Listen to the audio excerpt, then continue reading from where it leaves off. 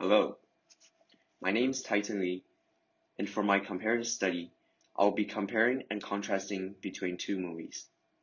The Host from 2006, directed by Bong Joon-ho, and Godzilla King of the Monsters 2019, directed by Michael Dougherty.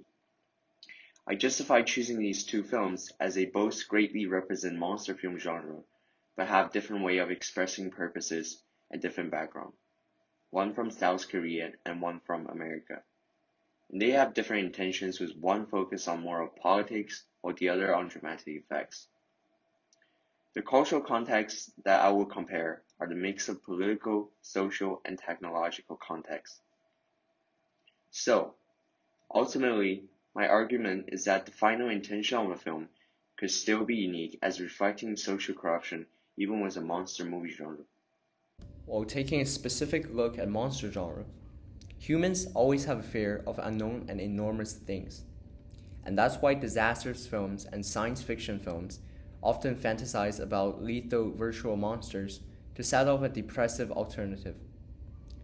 Beginning with some background context, Godzilla in very early age was said to be the greatest monster of all time in genre of science fiction and nuclear war characters. It was first introduced and released by Toho in 1954 from Japan. That Godzilla was directed by Ishiro Honda and became an influential classic of the genre. It featured political and social undertones relevant to Japan at the time. A closer look to monster genre itself, it is still popular nowadays because people love the thrill and excitement in those movies, and would love to see heroism being embodied through film characters and events. One of the most famous monster movies in film history is King Kong. The popularity of King Kong has its background. It was born at the end of the Great Depression. The world was on the eve of the Second World War, so the huge King Kong had become the embodiment of the Great Depression and the war. Well, apparently, it is a way often used by directors that monster can not only be just a scary creature, but also can be representative of an influential period of events. This is something that film The Host does have. The extraordinary, well-designed monster, as a symbolism, represents the consequences of American influence on Korea.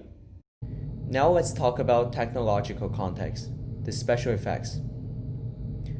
The film production heavily relies on technology to set off, such as special effects and camera techniques, because monsters don't actually exist in real life. Godzilla's production had impressively expressed modern technology. In the film, monsters are prominent in the show. It's one of the key aspects of the story. So, there are a lot of significant scenes focusing on only monsters, such as close-up on the monsters to show its greatness and unstoppable brutal force. Or, bird's eye view with the scale comparison between the monsters aside with huge parts of the city. Those are both highlights that does not violate with film settings. It is always shown vague on screen because the director might always intentionally put the fight scene under some weather's cover, so the monsters can not only acquire that sense of mysterious and shocking special effect, but also have their quality of being realistic increased to another level for the audiences to better enjoy. A monster under cover by smoke and heavy weather is always effectively more shocking for the audiences than their appearance under daylight. This was demonstrated in a lot of the Awakening of Titans, from the first Awakening of Monster Zero, with a tropical storm covering the sides, to Rodan, that woke among the endless fire brought by volcano, or Godzilla's reborn from the bottom of the ocean. The design of monster in The Host was unique. The amphibian-style monster from species mutation with multiple folded oral cavity would definitely leave a monstrous impression to the audiences. The monster had great adaptiveness under different circumstances in the film, especially when it's being compared with real-life subjects. A main reason of successful adaptation of the monster is because of a previously planned giant fish monster model production, which went through sculpt, mold, cast, finish, and puppeteer in America before the film. I believe that the film has outstanding shots that makes up for the lack of technology and enhances the fact that there is the tradition in monster movies not to show all the graphic violence, in order to let audiences expand inside of their own imagination to deepen their impression. For example, one of the scenes I found typically significant is a scene where there's a long shot of an intermodal container with people trapped inside near the dock, where the monster enters from the one side and you only see people's hands with blood pounding on the other side, screaming with horrified faces. At this point, your own imagination will be what's happening in the container for you. Production of The Host was said to be referenced by film Alien, released in 1979, directed by Ridley Scott. However, Bong Joon-ho managed to add additional Asian cultural elements in the film to make the background setting not only closer to Korean society, but also many of the staging Easternified. Then it comes to the political background of the movies. What really makes The Host a different monster movie is from the political angle. It is originally made to be an anti-government movie that was wrapped in commercial films. The movie is undercover by monster theme while having a deeper genre as a dissatisfaction towards the Korean government. It had already been shown ever since the very beginning of the movie when the American scientist in the film ordered the South Korean assistant to pour chemicals into the Han River. The assistant knew what he was doing and knew it would be harmful, but still did cowardly follow the instruction. This is a metaphor for the relationship between the South Korean government and the United States. Although some of the United States directives are not good for South Korea, the South Korean government still accepts under cowardice. Talking about Korean film history, in the late 1980s, the Korean government canceled the gradual production of overseas film imports and allowed foreign companies to operate in their own countries. The Korean market was fully open to overseas films, especially Hollywood. They really tried to raise their global influence in film area, but had conflict with America, who took suppress on South Korean film industry and made the entire industry chain from production to distribution to collapse.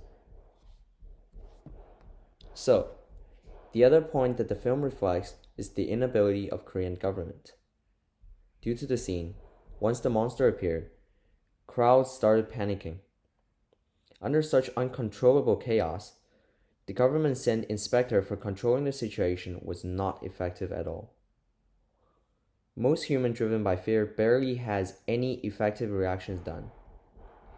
Moreover, after the protagonist's daughter being captured by the monster, the government didn't provide any help to the family, but wanted to capture the protagonist's family instead, as scapegoat for delay and excuses. This reflects the views and standpoint of the Korean citizens on the current Korean government.